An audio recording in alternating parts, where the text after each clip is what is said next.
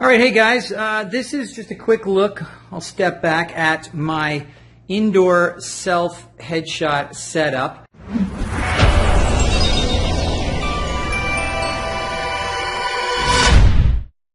As you can see, I've got one of these reflective light stands, and that's what it looks like on the back. As you can see, it's fairly tall. You can extend it up to well over my head if you want a downward facing light, which is handy sometimes.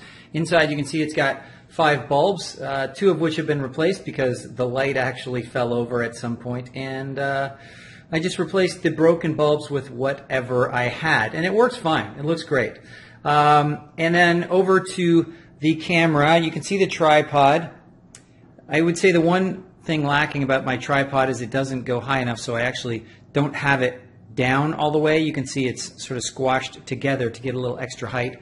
And this is the camera I'm using. You can't see it because of the light shining in the window, but it is a Canon EOS 70D, and this is my preferred headshot lens. It's the 50mm. This is a Canon. This is a really cheap lens. It's like under $100. The camera itself, I think I paid $600 for it or something for the body. I already had some lenses. But that is really the only headshot lens you'll need. Some people do 85mm. It gives you a little more background blur. It also squashes your head a little bit. So if you don't know anything about lenses, the longer the lens, the more it squishes things, and the closer the lens, the more it expands things. So it gives you a little bit of a skinnier head if you are using a longer lens like an 85. The problem with an 85 for headshot photography, though, is you have to get so far away from it you can't really see the image in the viewfinder. Okay, so the one thing I love about this camera is this, okay? It's a pop open and it flipping over viewfinder. So let me see if this thing will actually go on right now. And there you have it.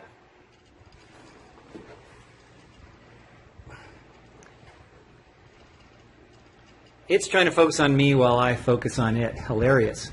But you can see this viewfinder, and that way, if I want to get a headshot distance, so like that, I can see myself. I can see the composition. I can see what my eyes look like. Am I getting enough light on my face? Do I like the shadows, etc.? And what I would just do is I basically just move around like this until I get the lighting that I like. So it doesn't really matter where the lighting is coming from. You just adjust your setup to get the lighting that looks best for you. And I can use this light to fill in where there's a shadow that I don't like. Okay guys, so as you can see, I can talk to you like this, sort of like a selfie cam.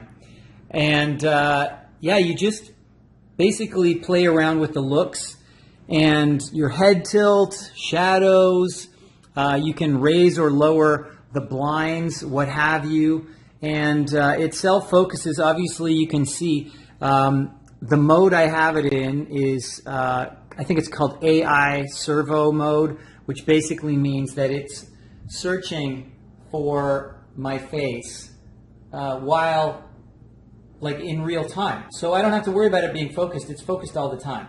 Sometimes it's a little more focused on my nose instead of my eyes, what have you, but overall I get excellent results with this, and I get really nice background blur. So maybe we can show some of that background blur. If I go back a little, now you probably can't see it. I'll try and zoom in. So I don't know if you can see that, but it shuts down automatically, so we have to hit the old reset button. It's a little battery saving technique, but it gives really nice lens blur. And people go, well, what's the lens blur for? It imitates the human eye. We can only focus on one thing at a time, and so the blur gets you to focus on the face and not what's in the background. So this is a little bit of a weird shot, but I thought I would just show you what the setup looks like and how I go about it. So I can even turn on these lights.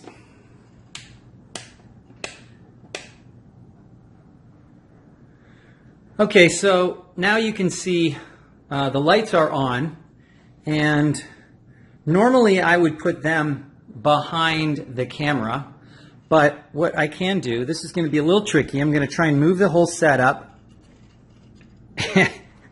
and show you how the light affects my face. Okay, so now you can see my face is much more evenly lit. And, you know, you just move the camera and the light around to get whatever look suits you. And I tell you, look, I mean, even with a face like mine, I can get headshots that really pop and people go, wow, who took your headshots? They think a professional photographer took them, and I just did it myself. And so the benefit is, look, I've learned all this stuff. You know, I've made all the mistakes, and I have screwed up so many pictures you would not believe it. And so I pass, you know, on that knowledge to you guys. So let's look at the expenses. The camera is, you know, probably you don't have to get a 70D. This is a pretty good one. It's not the top of the line, but you can get one of those Rebel cameras. Let's flip it around here so I can get a little light on it. You can get a Canon Rebel, you know, for $400 or something. Get the body only if you can, because it's not going to come with a what they call a prime lens. That's a lens that doesn't adjust the focal length. This is stuck on 50 millimeters. It's just better optics that way. You get clearer pictures. And 50 millimeters gives you excellent blur. This is a cheap lens, but it's highly recommended if you look around. Again, I've done tons of research, so I know. And you definitely, any kind with this, you know, flip screen is all you need. The bigger the screen, the better, because then you can get further back and you can see the composition better. But all I do is I take a few pictures in various you know, positions, and then I will go take the SD card out and pop it into my computer and take a look at the shots, you know, in a bigger format, and see what I like. And you know, 99% of the time, I get stuff I like the first go around. You know, it's basically just a question of what look do I want and what am I wearing, so I'm creating the idea of a you know, certain type of role, what have you. But it's really, really simple. I don't do any adjustments, even though you'll hear photographers, they shoot in RAW. I shoot in JPEG format, which is goes straight from the camera right to the website. I've never had anybody say anything but amazing things to me. I've had my stuff reproduced. There's the camera, or there's the light. You can see it has 5 switches. the handle's a little broken, but yeah, it's got the 5 switches, so you can actually have fewer lights going if you want less light or more light. You know, so soften the shadows instead of harsh shadows, but you still may want a little difference between one side of your face and the other. So basically, you know, I'm going to flip it around. Why not? See how this works. I'm probably pushing buttons all over the place. That's okay, right?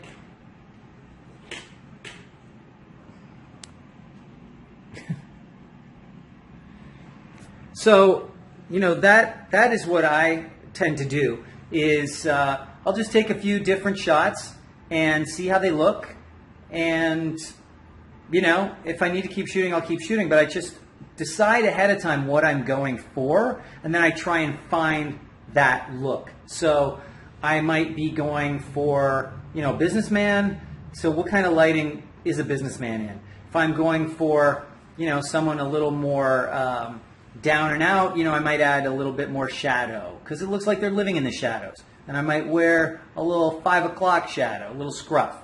So what you do is decide what you're trying to go for. And if you're a guy, you know, don't shave ahead of time. Grow out your beard a little bit. Take a few shots with the beard, and then shave the beard down. Put your suit on. Take a few suit shots, and you've got a full portfolio in an hour or so. And like I was saying, the whole setup, you can get a camera for $400.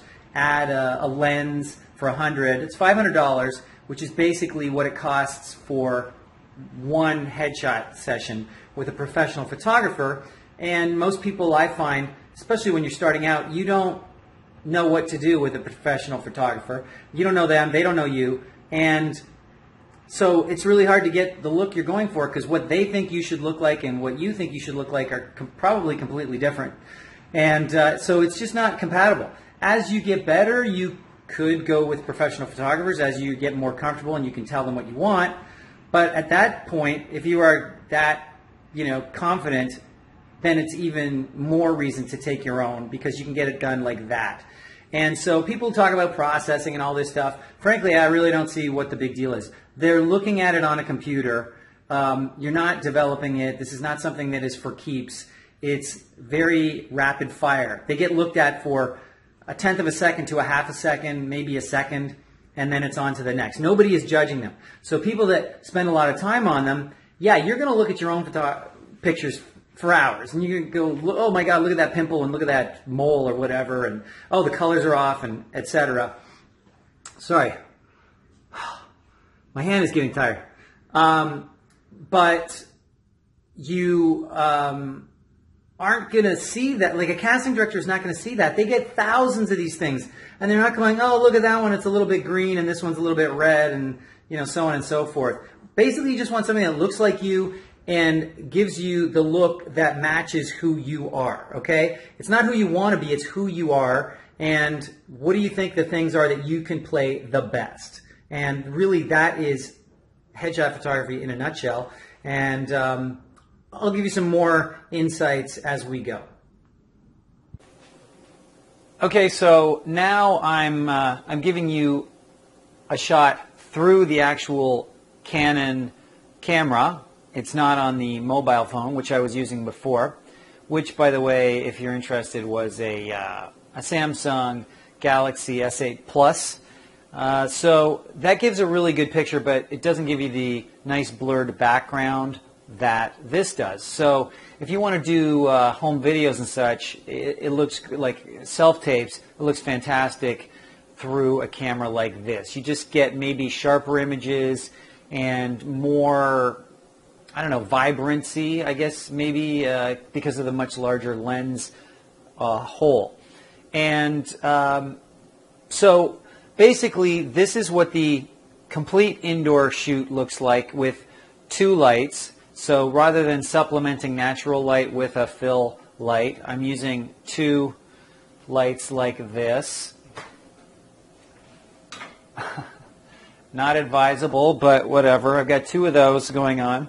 I've also got a backlight, which I can lift up, probably drop the thing. So this is my backlight, and I aim this. You can also use this as a ring light to do like that, but I don't really like the light it gives.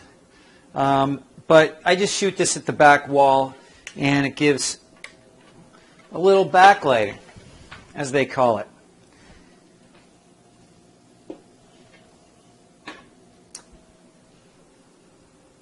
So you can see there's a difference, and basically whenever I'm doing shoots like this, I will play around with the lights. I'll move it here, I'll move it over there, see what kind of shadow I get. And, in particular, I focus on my eyes because I find my eyes are fairly deep set, and so I really need to get a lot of light on them, or you can't see what color they are. And when you do, they're this beautiful green color. And I've got this nice, shiny, kind of golden hair. But anyway, I just wanted to show you guys that there's a couple of options for shooting headshots on your own. Just play around. That's the key. Is just don't say, oh, I'll do it this way because he said to do it this way. Everybody's going to have their best looks and sides and all of that, whether you're smiling or dramatic. It's all really a personal thing. So you've just got to figure that out by experimenting. But the basic equipment is get a couple of lights. You can even use household lights. I've used them before. I've actually held one of those torchier tall lamps right up to my face, but the camera couldn't see it, and it really lit my eyes nicely. And I was shooting with the screen door behind me and light shining through it, and it was really a dramatic look. And I used those shots for years, and people used to go nuts over them. So really, it's just a personal journey. If you want to do it, go for it. If you want to use professional photographers, then that's fine. That's great. My only issue is they don't know who I am, and they can't really get to know me in the 10 or 15 minutes that it takes to start shooting. And then you also have to be someone who's really comfortable with opening up to them and to the camera and to really know how to do it. And so, that to me is just a challenge, and it never really worked out the way I wanted it to. I have very light colored skin, and we all have our little issues. So if you get great results from professional photographers, great. But, there's a lot of time and a lot of money involved in that, and I just chose to see what I could do with my own setup. And if you guys are interested, then give it a try. I feel like you can get professional quality results, whether you're using a professional photographer or whether you do it yourself. You just have to have a minimum amount of equipment. Now, right now, I'm actually using a wired microphone, and this is the setup I would also use for self-tapes for auditions.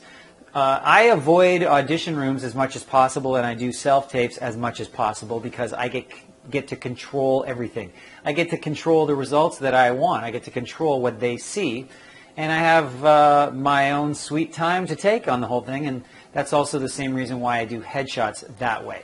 But I'll do a whole other session on self-tapes at another time. For now, this is my indoor lighting setup, and this is my non-natural light. It's actually pitch dark out right now. And what I showed you earlier was what I would do in natural light. And you can do it at any time of day. You're just going to get different results. When the sun is low, it's going to be reflecting up more onto your face. When the sun is high, it's going to be, coming down or bouncing off of things. So it's really cool. You just try it at different times of the day, and you'll get different results.